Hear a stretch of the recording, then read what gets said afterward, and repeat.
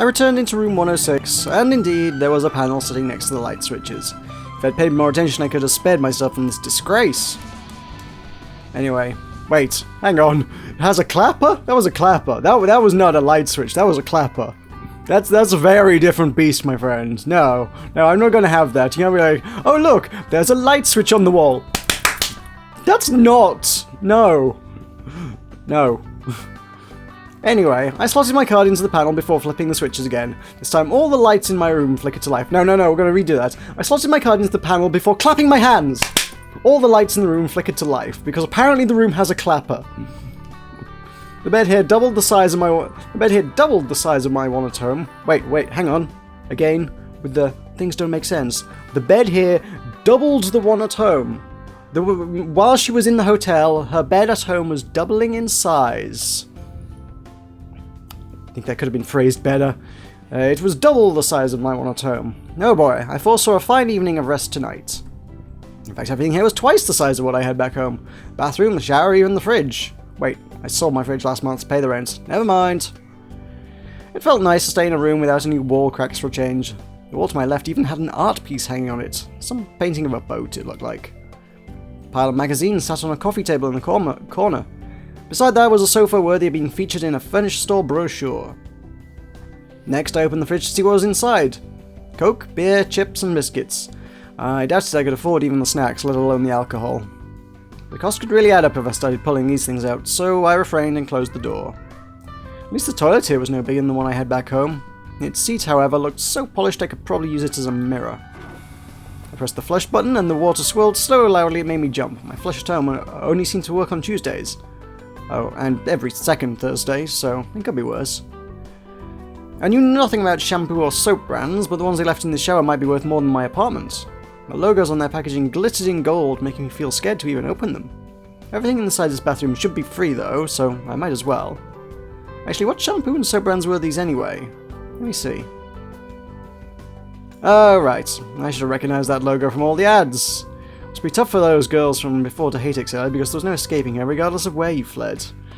Apparently he's just spraying it across the bedroom. She's like stood in front of the bed, just a good squeeze on the shampoo there, just launching it across the bed.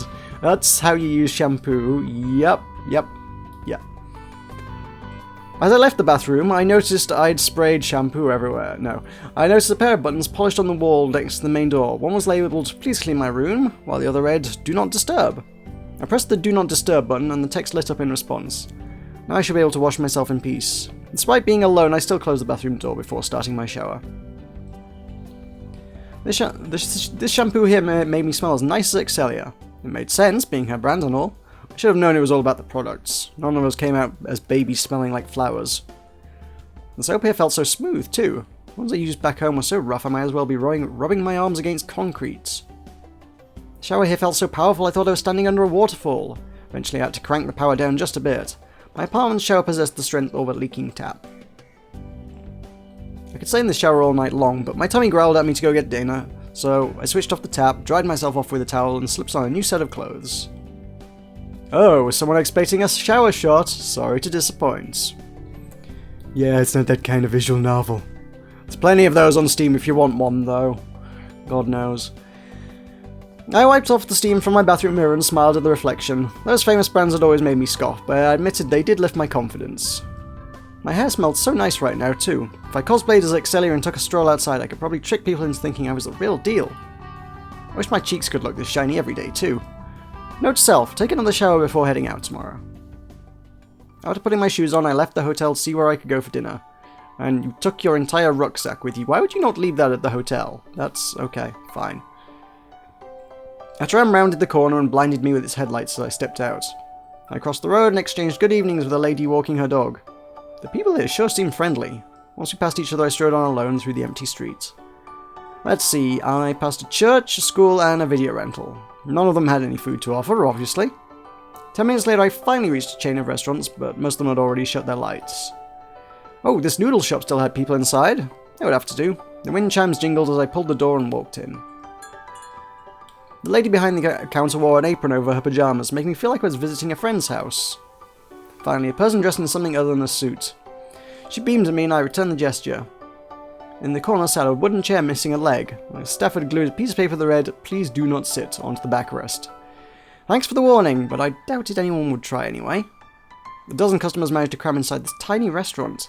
Their body heat warmed up the room, and compared to the outside cold, I welcomed it. Some of these diners were chatting a bit too loudly, but at least the place felt alive. I crab walked past the customers before taking a seat next to the counter. Once I settled in, the cashier lady handed me a menu. I shooed off a buzzing fly before opening the booklet. Well, I said booklet. It was in fact just a sheet of paper. Arial 12 pixel with a white background. Classic. Page's corner had been torn off, so someone just taped it back together. At least the recipes listed here actually made sense to me. A menu's design should have no relation to the food quality anyway. I appreciated Excelia treating me to that first-class meal, but my heart felt more at ease in a place like this. The lady came back a minute later and started sniffing my hair. Wait, what? A little too close for comfort, lady. I ordered a bowl of beef noodles. She took the menu from me. She said, "You're a new face. Did you move in recently?" The lady used my voice was wrong. "You're a new face." A booming voice. She has a booming voice. "You're a new face. Did you move in recently?" It was a booming voice that allowed her to speak over the restaurant noise, but her smile told me she just wanted to strike up a conversation, so I let my shoulders relax as well. "I'm here on holidays. My name's Vinty, by the way." "Oh," the lady clasped her hands together. "Staying in that hotel up the road, I'm guessing. Welcome to Melbourne. How are you finding it here?" I'm basically using LeChuck's voice here. I'm okay with this. She's now LeChuck. I don't know why. Just because she had a booming voice, apparently. Yeah, pretty cool. I got to visit the Skydeck today, so that was neat. "Ah, the Utopia Tower or something, right?" Eureka, actually. "I've never been." The lady scratched the back of her head. "It's always the locals who take these places for granted. You know how it is." "Oi, get back to work!" a man's voice shouted from the kitchen. He must be the chef, and perhaps the lady's husband as well. "Whoops! Shit!" The lady winked at me before running into the kitchen. I would never catch a flight attendant to swear like this. Yet, sometimes when people choose to act all formal, I might as well be talking to robots. This restaurant let me loose my breath and undo my collar button. As in, you know, if I had one. The lady came out carrying my beef noodles. After placing my bowl onto the table, she jogged back behind the counter, most likely to avoid getting told off again. I scooped up some soup with my spoon and took a sip. The heat burned my tongue a little, but the soup tasted so good I hardly cared. In my hungry state, I took only 5 minutes to empty the bowl. These noodles filled me up more than that first-class meal I had with Excelia, and it cost less than half the price. I wondered if reaching the top meant I must abandon these simple pleasures. A sacrifice I felt ready to make, but it would still bum me out. As I walked up to the counter and paid the lady, she patted me on the shoulder. "Come by again sometime, okay?"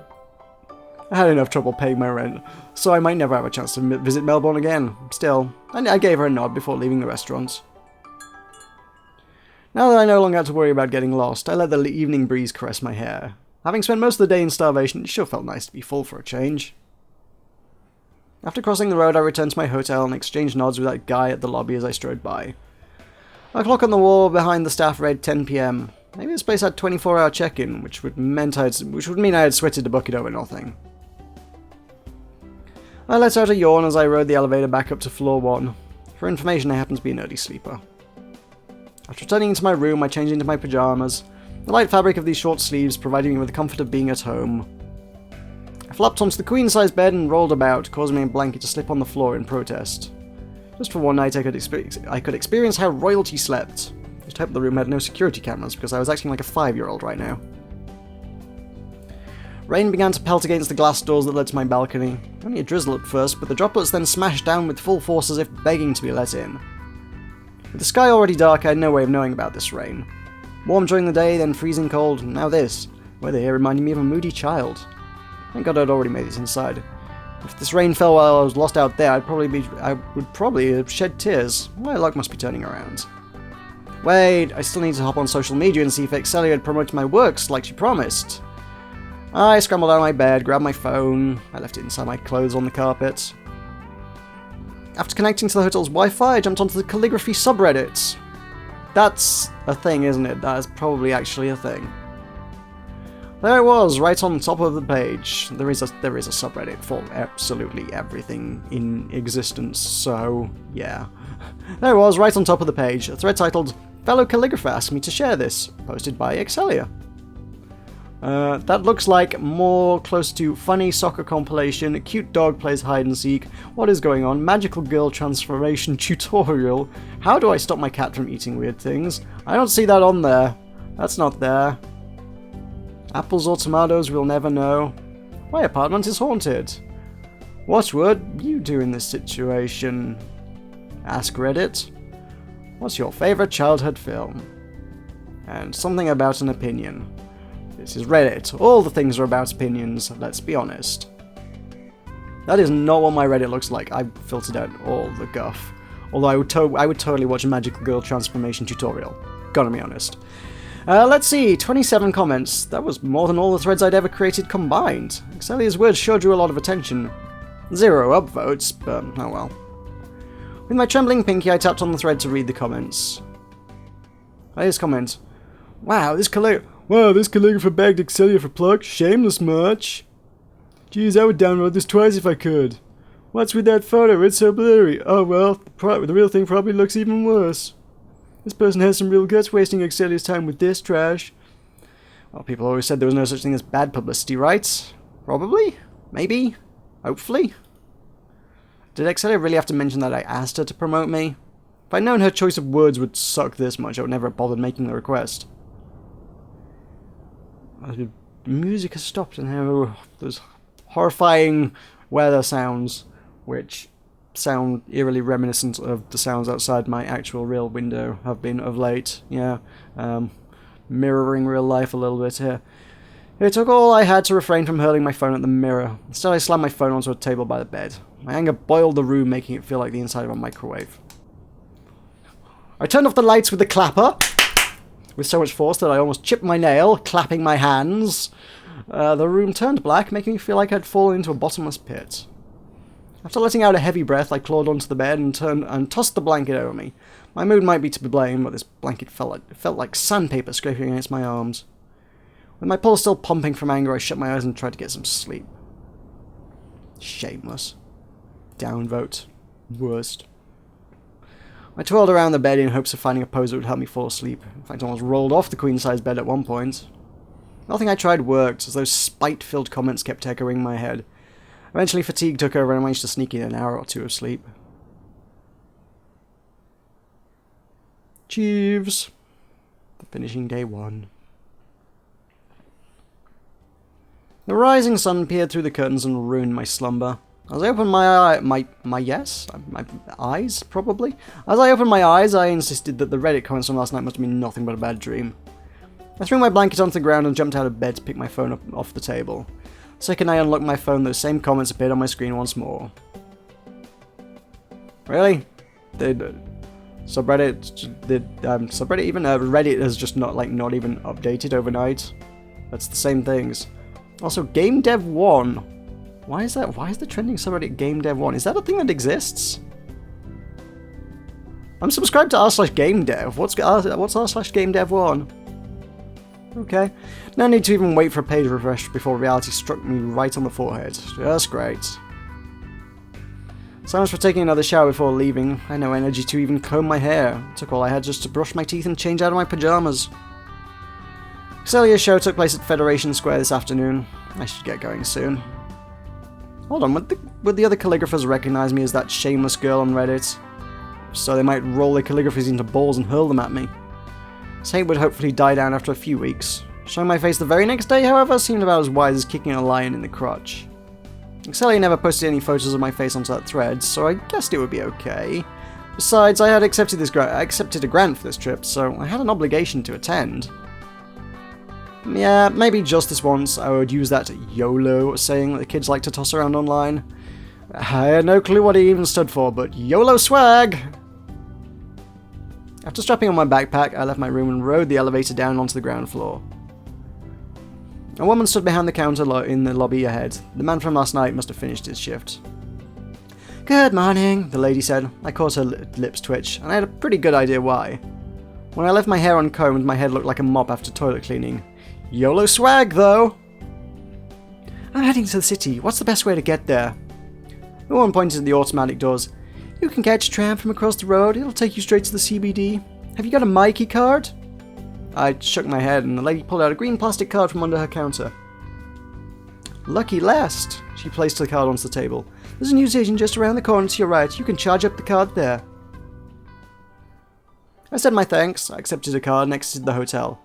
When I stepped out, I found a tram stop in the corner across the road, just like the lady had said. But first I turned right and headed into the newsagent, where there was a man exhaling a ghost, because he has died and his spirit is escaping his body. Which is presumably supposed to represent a man sleeping. That's an anime thing I don't get, I think. The shopkeeper snored on his feet behind the counter. All the other shops on the street were still closed, so I guess he should be forgiven. I tiptoed up to the counter, trying to let this guy nap for a few extra seconds. Excuse me? The man continued to tilt his head towards the side. I felt conflicted about whether to feel annoyed or be impressed that he could snooze while standing. I shifted a birthday cards display up to his side, hoping he would nudge into it and wake up. The man swayed and bumped into the stand, causing the cards to spill all over the floor. Sorry, I just wanted to wake you up. The man yawned, letting me smell his morning breath. It's the third time this week. Don't worry about it. I waved the Mikey card in my hand. Can I top this up here? Just enough for a few tram rides. $20 should do it. I pulled out my wallet and handed him a $20 note along with my card. The man pressed my card against the scanner on his table. It made a beep. There you go. I dropped the card back into my hand. I checked both sides of the card as if expecting some sort of number to show up. The plastic card showed no change whatsoever, which meant I must place my trust in this half-asleep guy. Might as well be going for a skydive with the parachute given to a monkey. So what will happen if I have insufficient funds when I get off a tram? A tram? What's a tram? A tram. When I get off a tram, I asked. The man answered with his snores as he'd fallen asleep once again. I forget it. I left the store, crossed the road, and waited at the tram stop. Beside me stood a chemist store that had yet to open. Checked out some of the sunnies displayed behind the pair. If I bought a pair, could I look as big time as Excelia? I heard a honk behind me and I spun around to see an oncoming tram scaring away a flock of pigeons. Good thing those birds had forced the driver to honk, or I might have missed the ride. I waited at the tram and it slowed to a halt next to my stop. Once again, I had to skip across half a traffic lane in order to board. Unlike that free CBD tram from yesterday, this one required me to tap on with a Mikey card. Trying out new things in public had never failed to make me sweat, as I felt like everyone had their eyes on me. I know that feeling. Yeah. That YouTube-y thing in the Manchesters not so long ago that I did, that involved trams, and I was also like, you know what? I don't know how to do a tram. I'm just going to take a bus instead. I know how buses work. It turns out trams work exactly the same as the trains in this country, so it's literally the same system. You go in and you, yeah. I don't know what I was entirely bothered about, but yeah. Whoops. There was a scanner position next to the door. Let's give this a shot. I pulled the Mikey card out of my wallet so fast I almost fumbled it. After pressing my card against the scanner, a green dot lit up on the panel. This should mean I was in the clear then. I exhaled in relief and put the card back into my wallet. When I gazed up at the passengers to show them my achievement, I realised none of them were even looking at me. The clock had yet to hit 9, so I never imagined these carriages would already be so full. The tram was heading for the city, so I guess it makes sense. From the outside, these carriages looked so stable. Now that I was standing inside, I needed to grab a handrail just to stay upright. Meanwhile, a guy beside me was eating his kiwi with a spoon while standing.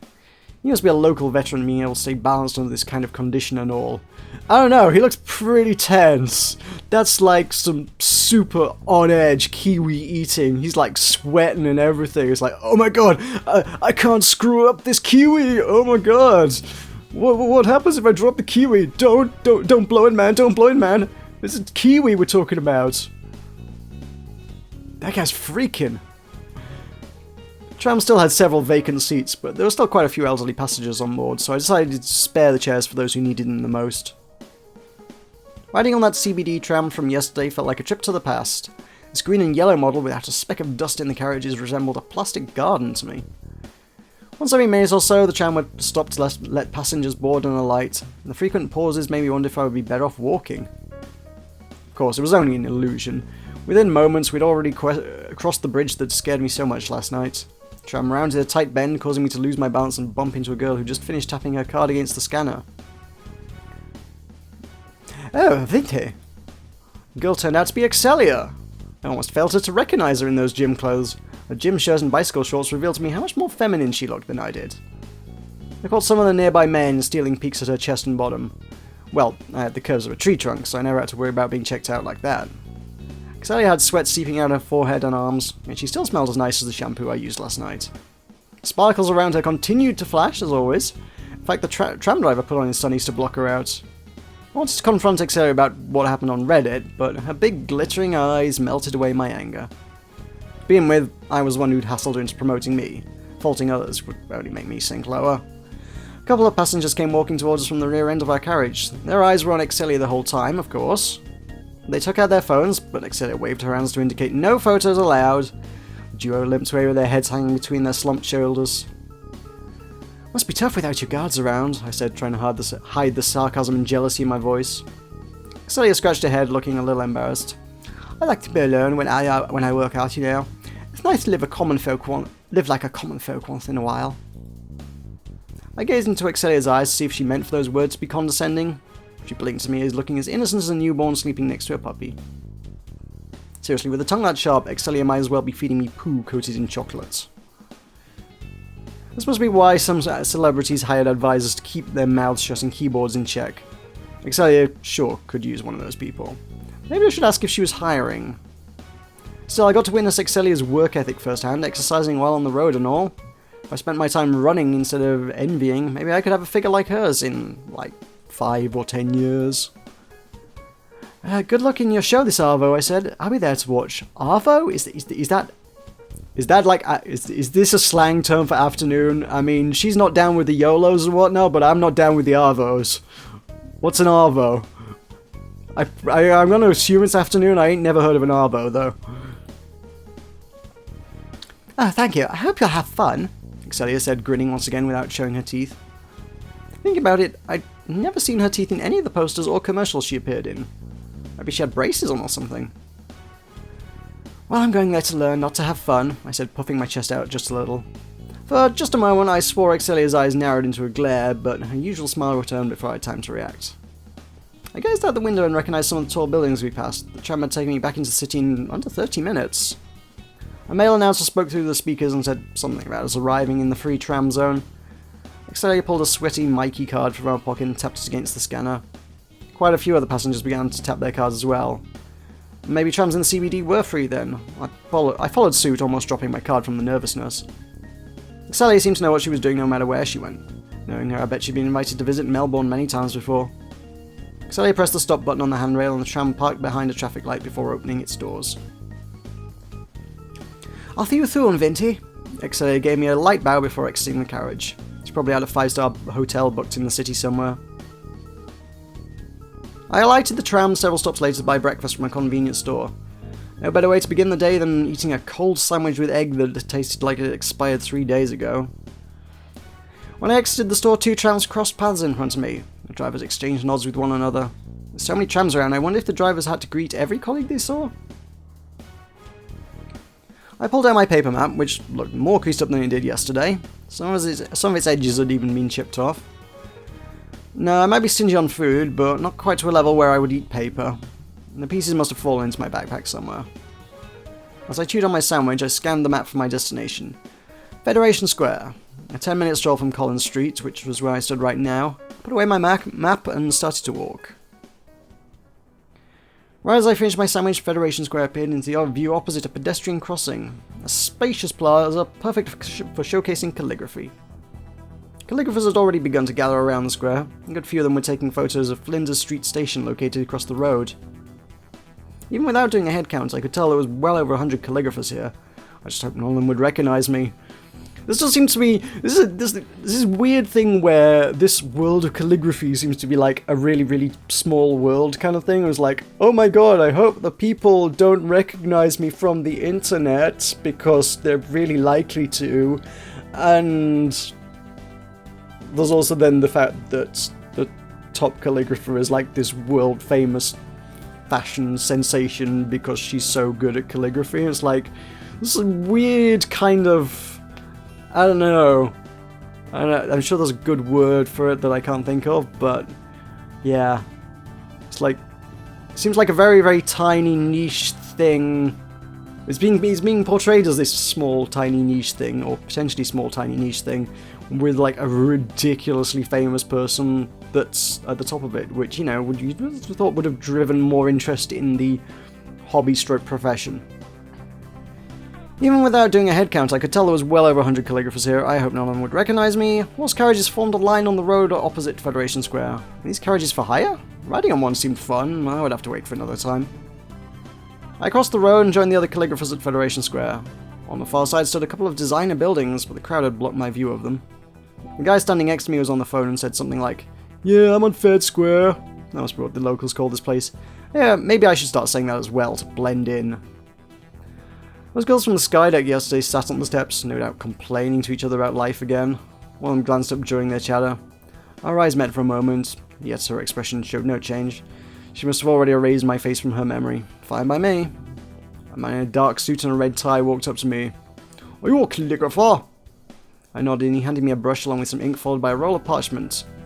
"Auxiliary is scheduled to arrive at midday," he said. Until then, all calligraphers are invited to showcase their works around the plaza." For a moment, I'd hoped the guy might have been an agent who was scouting me as a potential talent. Dreams would always be dreams. Several other event staff issued the same gear to other attendees. Nothing special at all about me, in other words. One by one, the calligraphers unrolled their parchments along the concrete, dropped onto their knees, and got to work. Some of the calligraphers took out their phones and snapped photos of the blank canvas. I bet they would post these photos on social media and talk all big like they'd already made it. In the corner, a girl was tracing some signs in the air with her fingers and mumbling to herself. Must be a ritual of some sort. Meanwhile, another man sank to his knees on the above the stairs, slapping his palms together in a praying position. I guess he was channeling strength from the calligraphy gods. The staff had set up barricades to reserve a circle of space in the plaza. This must be for Excelia when she showed up. The staff had saved her more room than the rest of us combined. I peeked at other people's works as I straightened my parchment across the ground. These guys might be weird, but once they put their ink to paper, their strokes look quite refined. As I put down my backpack and lowered onto my knees, I wondered if I should draw a star in the air. Without any rituals, I felt as dull as a pack of original flavoured chips. Sorry to the original fans out there. No, I'm with you on that one. You gotta have flavour on your crisps. Chips. Whatever. They're crisps. My fingers trembled as I dipped my brush into the ink container. This was the first time I performed in public, after all. When I worked alone in my room, I held my chin high like I had no equal. Now I felt like everyone had their eyes on me, waiting to catch a mistake so they could laugh in my face. To my side sat a boy with his parents standing beside him. He too had a brush in hand, but he had dipped in too much ink, causing half his page to turn black. With a slap of the hand, the boy painted a stroke across the pavement. Those poor parents bowed frantically at the event staff while their kid giggled at the chaos he'd caused. Well, I knew I had more skills than at least one person in here. I wiped some sweat off my brows, feeling a little relieved. Great, so I'd use this innocent child for a morale boost. Usually took me around an hour to complete a piece of calligraphy. Today I needed the same amount of time just to paint one stroke. No way I could allow myself to mess up in public. Fed Square was a tourist attraction, and as soon as afternoon approached, more and more people started to show up. These tourists loitered around the plaza, eyeing our works with their arms either folded or locked behind their backs. I felt like a child having a homework critiqued by the teacher. Once in a while I would point my brush towards the sun, trying to look all artisty. Whenever someone walked by I would stand up and stroke my chin, acting like some sort of master. 3 hours passed and I at last finished my piece. Just as I completed my final stroke, the plaza erupted into whistles and applause. Oh, had these people finally recognized my greatness? The crowd separated, forming a lane for Excelia and her 2 guards to walk through. Should have known these people would never cheer for the likes of me. Heaving a sigh, I too joined in with the crowd.